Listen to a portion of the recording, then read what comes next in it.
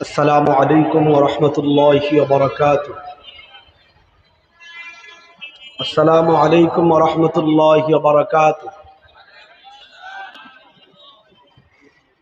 إن الحمد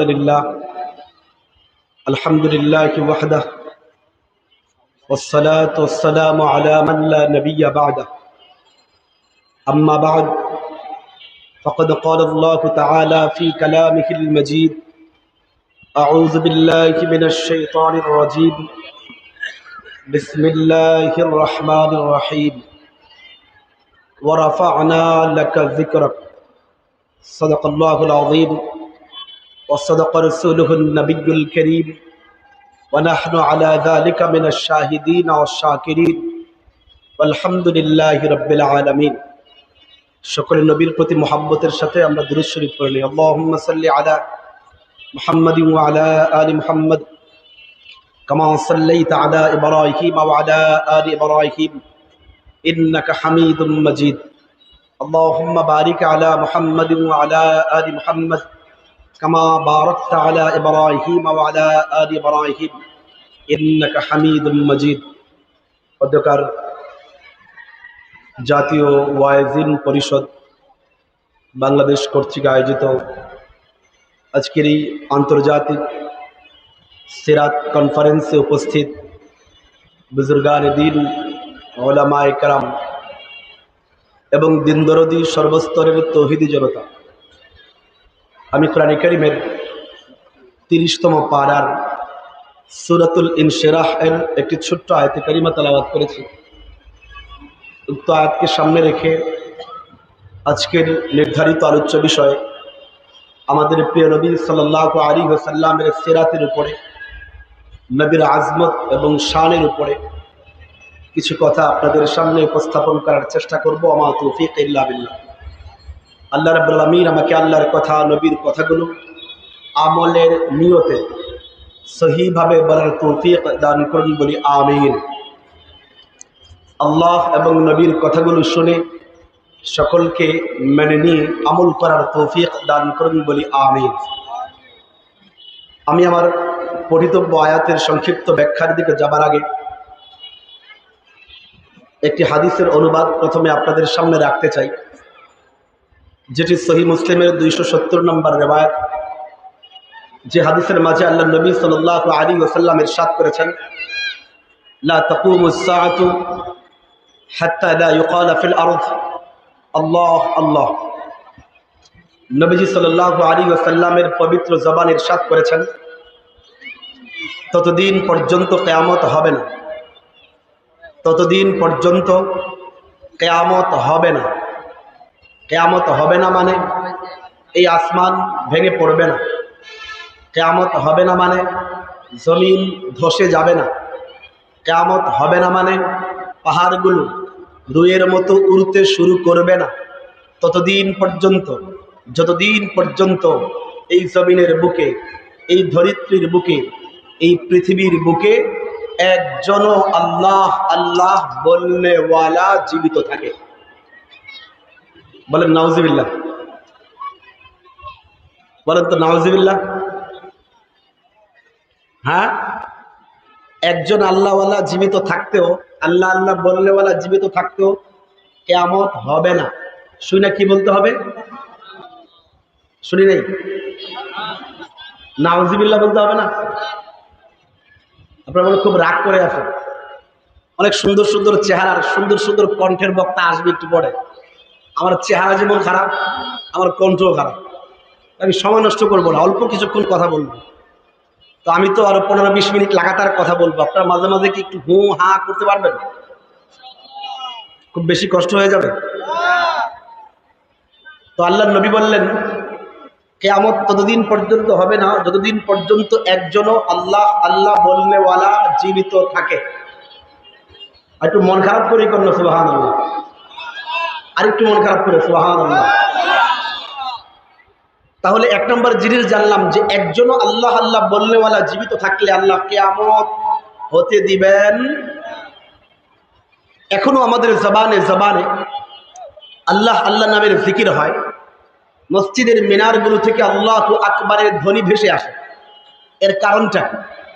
এর কারণ হলো ১৫০০ বছর আগে মানুষ যখন আল্লাহকে ভুলে গিয়েছিল, মানুষ লাতের পূজা করত, মানুষ মানাতের সামনে সেজদা দিত, মানুষ উজ্জার নামে মান্নত করত, মানুষ ইয়াউস ইয়াউক নসরের নামে তার সামনে গিয়ে তওয়াফ করত, মানুষ আল্লাহকে ভুলে গিয়েছিল। সেই সময় আমাদের প্রিয় নবী মুহাম্মদুর রাসূলুল্লাহ সাল্লাল্লাহু আলাইহি ওয়াসাল্লাম এসে মানুষকে আল্লাহ চিনিয়েছেন। বলেন কে আল্লাহ চিনিয়েছেন? আমাদের নবী। বলেন কে শিখিয়েছেন? নবীজি শিখিয়েছেন আল্লাহকে ডাকো, লাতকে নয়। নবীজি শিখিয়েছেন মানাতের পূজা নয়, আল্লাহর ইবাদত করো। নবীজি শিখিয়েছেন নসরের নামে নয়, আল্লাহর নামে মান্নত করো। নবীজি শিখিয়েছেন ইয়াউকের সামনে মাথা নত করো না, আল্লাহর সামনে মাথা নত করাও। এর মানে দুনিয়ার মানুষকে আল্লাহর পরিচয় কে শিখিয়েছেন? আরে বলেন না, আমাদের নবী। কে শিখিয়েছেন? এই দুই কথা শিখলে আমি যে ৩ নম্বর কথা বলবো এটা বুঝতে সহজ হবে। ১ নম্বর কথা তো শিখলাম, নবীর জবান বলেছেন আল্লাহ আল্লাহ বলনেওয়ালা থাকা অবস্থায় মহাপ্রলয় কিয়ামত হবে না। ২ নম্বর জিনিস জেনেছি, আল্লাহ আল্লাহ নামের পরিচয় আমরা নবীর মাধ্যমে পেয়েছি। নবীর মাধ্যমেই আমরা আল্লাহর ইবাদত পেয়েছি, আল্লাহর জিকির পেয়েছি, আল্লাহর তাওহীদের বাণী পেয়েছি। আর এখনো আল্লাহ নামের এই ধ্বনি আছে বলেই কিয়ামত নেমে আসে নাই, মহাপ্রলয় নেমে আসে নাই, জমিন ধসে যায় নাই, পাহাড়গুলো রুয়ের মতো উঠতে শুরু করে নাই। সুতরাং এর নতিজায় আমরা তো একথা বলতেই পারি, নবীর আগমন হয়েছিল বলেই এখনো এই আসমানটা টিকে আছে। বুঝাইতে পারিনি? কারণ আল্লাহ আল্লাহ বলনেওয়ালা থাকা অবস্থায় কিয়ামত নেমে আসবে না। তো আল্লাহর নাম ডাকা তো নবীর মাধ্যমে শিখেছি, নবীজি উম্মতকে শিখিয়েছেন। তো আমরা তো একথা বলতেই পারি, নবীর আগমন হয়েছিল বলেই এখনো কিয়ামত নেমে আসে নাই। আমি কি বুঝাইতে পারতেছি? বেশি কষ্ট হচ্ছে আমার কথা বুঝতে।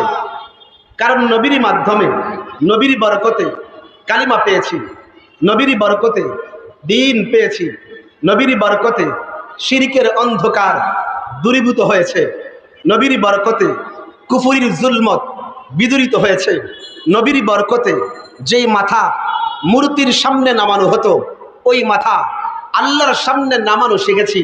নবীর বরকতে বাইতুল্লাহর ভিতর থেকে ৩৬০ মূর্তি অপসারিত হয়েছে।